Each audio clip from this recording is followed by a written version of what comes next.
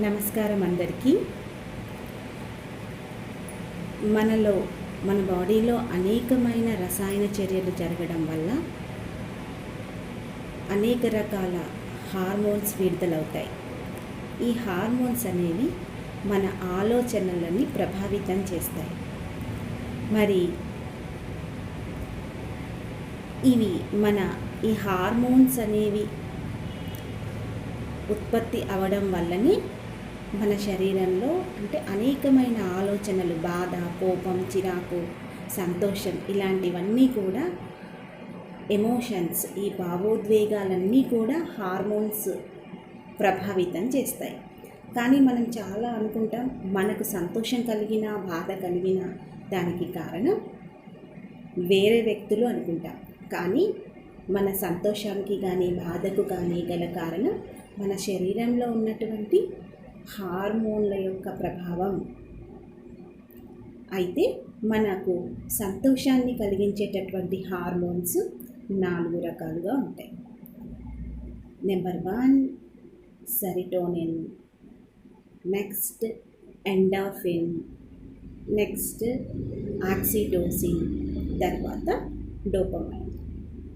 మొట్టమొదట మనము సెరోటోనిన్ అనే హార్మోన్ గురించి మాట్లాడుకుందాం. ఈ సెరోటోనిన్ అనేది నర్వ్ సెల్స్కి, న్యూరాన్స్కి మధ్యలో సంకేతాలను పంపించడానికి ఈ సెరోటోనిన్ అనేటటువంటి హార్మోన్ ఉపయోగపడుతుంది. ఇది మెదడు లోపల సెరోటోనిన్ అనే హార్మోన్ ఉత్పత్తి అయి మెదడు యొక్క ఒత్తిడిని తగ్గిస్తుంది. కాబట్టి దీనిని యాంటీ డిప్రెసెంట్ అని అంటాం. మన లోపల ఉన్నటువంటి ఒత్తిడిని, డిప్రెషన్ను తగ్గిస్తుంది. అందువల్ల మనకి మెదడుకి చాలా హ్యాపీని ఇస్తుంది. మనకి చాలా సంతోషాన్ని ఇచ్చేటటువంటి హార్మోన్ సెరోటోనిన్. ఇది యాంటీ డిప్రెసెంట్గా ఉంటుంది. సెరోటోనిన్ హార్మోన్ అనేది విడుదల అవ్వడం కనుక, ఈ హార్మోన్ల ఉత్పత్తి తగ్గిపోయినట్లయితే మనకు విపరీతమైన ఒత్తిడి, కృంగుబాటు, మనిషి కృంగిపోవడం లాంటివి జరుగుతాయి. దీనినే మనము మోటివేషన్ హార్మోన్ అని కూడా అనొచ్చు. మనల్ని ఇది ఉత్తేజపరుస్తుంది ఈ సెరోటోనిన్. మరి ఈ సెరోటోనిన్ సక్రమంగా మన శరీరంలో ఉత్పత్తి అవ్వాలంటే మనం ఏం చేయాలి అంటే, సెరోటోనిన్ ఉత్పత్తిని మన శరీరంలో క్రమబద్ధీకరించాలి. ఉత్పత్తిని ఎలా పెంపొందించుకోవాలి అంటే, ప్రతిరోజు కూడా మనం బ్రిస్క్ వాక్, aerobics, స్పీడ్గా ఉండే ఎక్సర్సైజెస్ లాంటివి చేయాలి. అదేవిధంగా సన్లైట్లో కనీసం ఒక 30 నిమిషాల నుంచి గంట వరకు కూడా మన సన్లైట్ అనేది మన బాడీ పైన పడేలాగా నిలబడాలి. దీనివల్ల మన శరీరంలో ఉన్నటువంటి చర్మము డి విటమిన్ని తయారు చేసుకుంటుంది. ఈ డి విటమిన్ అనేది సెరోటోనిన్ హార్మోన్ ఉత్పత్తిలో ఉపయోగపడుతుంది. అదేవిధంగా కార్బోహైడ్రేట్స్ ఎక్కువగా ఉన్నటువంటి ఆహారాన్ని తీసుకోవాలి. పాలు మరియు కార్న్, ఇంకా మంచి పౌష్టికాహారాన్ని మనం తీసుకోవాలి. అదేవిధంగా మనం ఈ సెరోటోనిన్ హార్మోన్లని పెంపొందించుకోవడానికి మన శరీరంలో ఉన్నటువంటి మన గతంలో జరిగినటువంటి సంతోషకరమైనటువంటి విషయాలను, ప్రస్తుతం ఉన్నటువంటి సంతోషకరమైనటువంటి విషయాలను మనం గుర్తు చేసుకుంటూ ఉండడం వల్ల, ఈ హ్యాపీ మూమెంట్స్ని మనం గుర్తు చేసుకోవడం వల్ల కూడా సెరోటోనిన్ అనేది ఉత్పత్తి అవుతుంది. రెండవ హార్మోన్ ఎండార్ఫిన్ని మనము పెయిన్ రిలీఫర్ అనొచ్చు.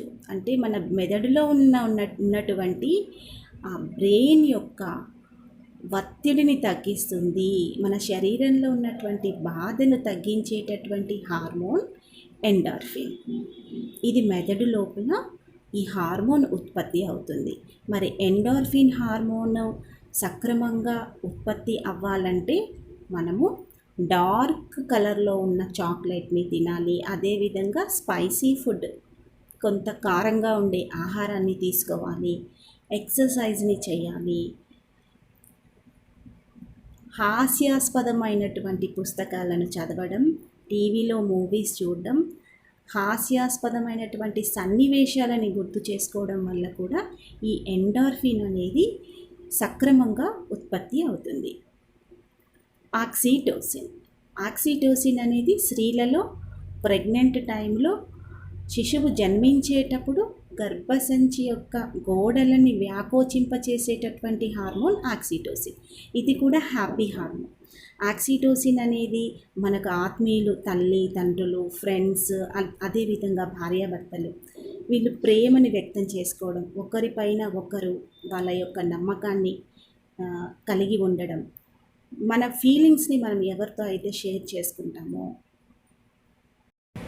మన సంతోషాన్ని, బాధని, కోపాన్ని, మనలో ఉన్నటువంటి ప్రతి ఒక్క విజయాన్ని మనం ఎవరితో అయితే మన ఆత్మీయులతో మనం పంచుకుంటూ ఉంటాం.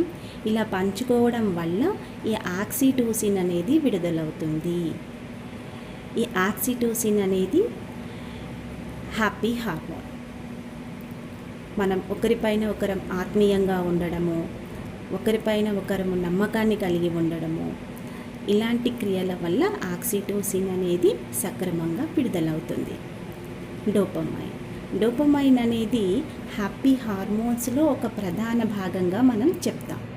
ఈ డోపమైన్ అనేది మనకు అంటే మన లక్ష్యాలను సాధించినప్పుడు, మనం అనుకున్న పనులను పూర్తి చేసినప్పుడు, ఎవరైనా మన పనిని చూసి గుర్తించి మనల్ని గౌరవించినప్పుడు, మెచ్చుకున్నప్పుడు మనకు డోపమైన్ అనేది విడుదలవుతుంది. మన లక్ష్యాన్ని సాధించుకోవడానికి ఉపయోగపడే హార్మోన్ డోపమైన్. దీనిని మోటివేషన్ హార్మోన్ అని కూడా అనొచ్చు. ఇది కెమికల్ ఆఫ్ రివార్డ్ అని కూడా అంటాం. రసాయనాల్లోనే ఇది ఒక గిఫ్ట్ లాంటిది అని మనం దీన్ని చెప్తాం. ఈ డోపమైన్ అనేది ఒకవేళ ఈ హార్మోన్ లెవెల్స్ కనుక పడిపోతే ఇది యాంటీ డిప్రెసెంట్గా ఒత్తిడిని కలిగించి, యాంగ్జైటీని కలిగించి, మన లోపల ఏ పని చేయడానికి కావలసినటువంటి ఆసక్తి ఉండదు. చదవాలనిపించదు, రాయాలనిపించదు, ఏ పని చేయాలనిపించదు, దేనిపైన మనసు నిలవదు. మన మనసు ఏ పని చేయడానికి కూడా సిద్ధంగా ఉండదు. ఈ డోపమైన్ హార్మోన్ సక్రమంగా ఉన్నప్పుడు మనం అనేకమైనటువంటి ఒక గోల్ తర్వాత ఇంకో గోల్, ఒక సక్సెస్ తర్వాత ఇంకొక సక్సెస్, అనేకమైన అంబిషన్స్ని పెట్టుకుని మనం ముందుకు వెళ్తాం. అయితే మరి ఈ డోపమైన్ అనేది సక్రమంగా విడుదల కావాలంటే మినిమం ఒక 30 మినిట్స్ శారీరక వ్యాయామము, చక్కని మ్యూజిక్ వినడము, చల్లటి నీటితో స్నానం చేయడం, 14 డిగ్రీస్ సెంటీగ్రేడ్ వద్ద ఉన్న వాటర్తో స్నానం చేయడము, మెడిటేషన్ చేసుకోవడము, అదేవిధంగా మన ఆత్మీయులతో, మన సన్నిహితులతో, ఫ్రెండ్స్తో మన యొక్క ఆత్మీయతను పంచుకోవడం వల్ల కూడా ఈ డోపమైన్ అనేది సక్రమంగా విడుదలవుతుంది. Thank you friends. ఇలా మన శరీరంలో ఉన్న 4 రకాల హార్మోన్స్ మన యొక్క సంతోషానికి కారణం.